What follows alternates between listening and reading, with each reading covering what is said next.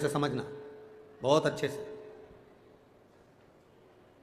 हरतालिका तीज का पूजन यहां करते हैं लोग। कौन कौन करता है जरा हाथ उठा। सब करते हैं। हाँ ठीक है, रखो रखो रखो, ठीक है। हरतालिका तीज का पूजन जिसके यहां तुम करने के लिए गए हो, ठीक है। अब तुम्हें चाहिए क्या?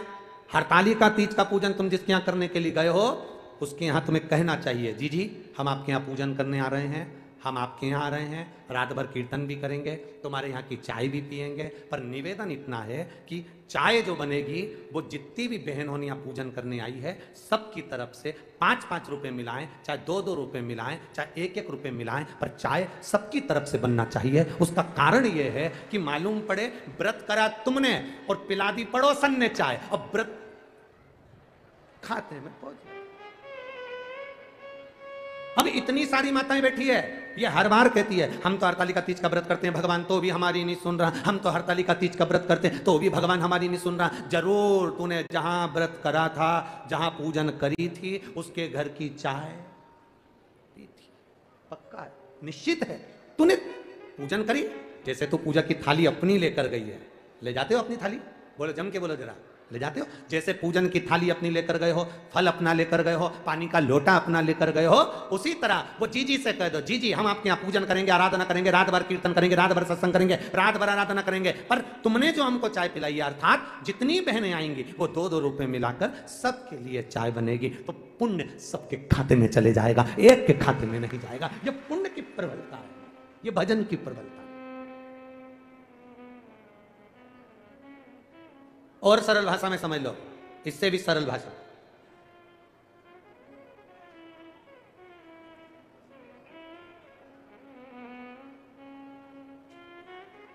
एक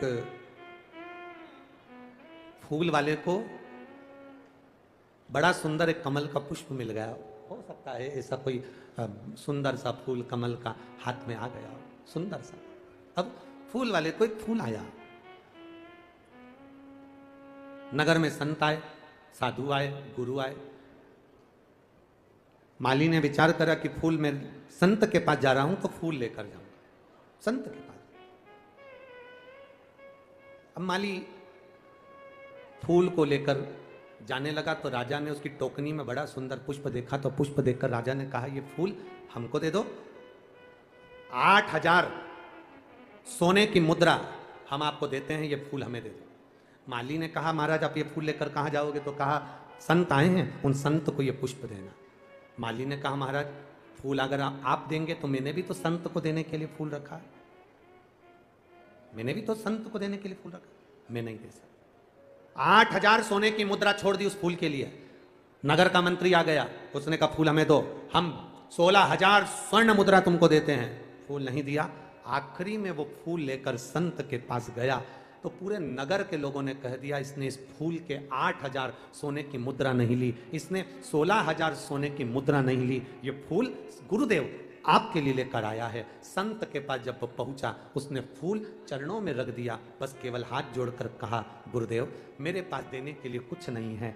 जब मैंने सुना है किसी गुरु से मिलने के लिए जब कोई जाता है कोई सामान लेकर नहीं जाता, केवल अपना पाप गुरु के चरणों में छोड़ने के लिए जाता है। मैं अपने पाप आपके चरणों में छोड़ने के लिए आया, मैं अपना पाप एक गुरु के चरणों में छोड़ने के लिए। गुरु की आंख से आंसू बह गए, गुरु के नेत्रों से जल बह गए। आज कोई मिला जिसने सत्य कहा है।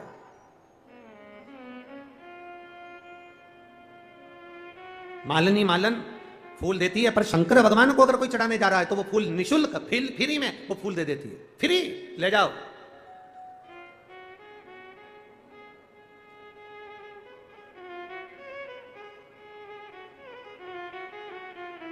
हमारे पुष्टि मार्ग में यहां ठाकुर जी की हवेली है राजगढ़ में, हमारे पुष्टि मार्ग में एक वर्णन आता है, सारे मंदिरों में जाना, उस मंदिरों में फ्री में आपको प्रसाद मिल जाएगा। हनुमान जी के मंदिर जाएंगे फ्री में प्रसाद मिल जाएगा, राम जी के मंदिर जाएंगे फ्री में प्रसाद मिल जाएगा, दूसरे मंदिर जाएंगे फ्री में प्रसाद मिल जाएगा। केवल पुष्टि मार्ग की हवेली जी, ठाकुर जी की हवेली जी एक ऐसी होती है जहां पर आप 50 रुपए जमा करो तो आपको मोहन थाल मिल जाएगा, आप 25 रुपए जमा करो आपको ठोर मिल जाएगा, आप 10 रुपए जमा करो आपको पान का बीड़ा मिल जाएगा। बोलो सही है कि गलत है? जम के तो बोलो जरा, सही है ना? केवल ठाकुर जी की हवेली पुष्टि मार्ग में श्रीमद वल्लभाचार्य जी ने यह नियम लगाया कि हवेली जी में अगर कोई प्रसाद ले रहा है तो फ्री नहीं, उससे भी एक शुल्क लिया जाए। उसका कारण क्या हुआ, उसका कारण क्यों है? उसका केवल एक कारण है कि फ्री में अगर प्रसाद मिलता है तो उसको लोग ले जाकर अलमारी पे रख देते हैं, फ्रिज पे रख देते हैं, बाद में वो अलमारी में पड़ा रहता है और 15 दिन बाद वो काम वाली बाई को दे दिया जाता है। काम वाली बाई उसको उठाकर गाय को खिला देती है। पर जब कोई व्यक्ति पैसे देकर कुछ खरीदता है तो उसकी कीमत जानता है, इसलिए उसको प्रेम से ग्रहण भी करता है। निःशुल्क नहीं दिया। हमारे पुष्टि मार्ग की हवेली में आपको 50 रुपए का ठोर मिल सकता है, 10 रुपए का एक मोहन थाल। उसका एक नियम बनाया, उसका कारण यह है प्रसाद का सम्मान हो।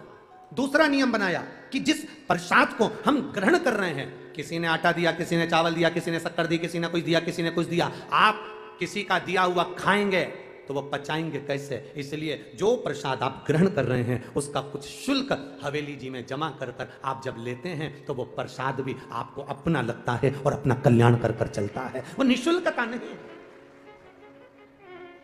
पर ऐसे भी लोग बैठे हैं और ऐसे भी लोग होंगे, ऐसे बहुत सारे लोग संसार में, राजगढ़ में है कि नहीं पता नहीं हमको, ऐसे बहुत सारे लोग बैठे हैं, एक पीपा तेल देते हैं और 25 डब्बे भर के नुक्ति भंडारे की ले जाते हैं। ऐसे भी लोग हैं, राजगढ़ में भले नहीं होंगे। पीछे से आवाज आ रही है, पीछे से आवाज आ रही है, हम नहीं कह रहे। एक डब्बा तेल का देते हैं और अकड़ ऐसी दिखाते हैं, मैंने तेल दिया था, मेरे घर अन्नकूट का प्रसाद क्यों नहीं आया? मैंने तेल दिया था तो माता जी का भंडारा हुआ तो मेरे घर प्रसाद क्यों नहीं आया? जब तेल मैंने दिया, डब्बा मैंने दिया, आटा मैंने दिया, सब्जी मैंने दी, 2 किलो आलू देकर 500 किलो का माल लेकर घर चले जाते हैं लोग, इसमें के होते हैं। शिव पुराण कहती है, कितना सुंदर संवाद शिव पुराण ने कहा। शिव पुराण कहती है सबसे ज्यादा नरक में, या यहाँ शास्त्र कह रहा है, सबसे ज्यादा नरक में कौन पड़ता है? तो कहा जो प्रसाद बांटता है वो नरक में पड़ता है। सबसे ज्यादा नरक में कौन पड़ता है? तो कहा प्रसाद बांटने वाला पड़ता है। प्रसाद बांटने वाला नरक में क्यों पड़ता है? क्योंकि उसका एक कारण है, प्रसाद धर्म की जगह पर बंटता है, प्रसाद सत्य की जगह पर बंटता है, प्रसाद कथा में बंटता है, प्रसाद मंदिर में बंटता है, प्रसाद सत्संग में बंटता है। तो सत्संग में अगर प्रसाद बंट रहा है, धर्म की जगह पर तुम खड़े हुए हो, प्रसाद बांटने खड़े हुए हो, तुमने हाथ में तसला रख रखा, प्रसाद दे रहे हो, तो व्यक्ति नरक क्यों चले जाता है? उसका कारण है प्रसाद बांटने वाला जब बांटने खड़ा होता है, अपना वाला आया तो हाथ ऐसा हो जाता है और पराया आया तो हाथ ऐसा हो जाता है। जो भगवान के दरवाजे पर खड़े होकर छल करता है वो सीधे, बोलो जम के बोलो जरा, नरक चले जाता है। इसलिए मेरी राजगढ़ की जिज्जियों और मेरे यहां पर बैठे जितने भी जीजाओं, सबसे निवेदन है, प्रसाद बांटने जब खड़े होना, तुम्हारी धर्म पत्नी भी आ जाए और तुम्हें कितनी भी आंख दिखाए, कितनी भी दिखाए,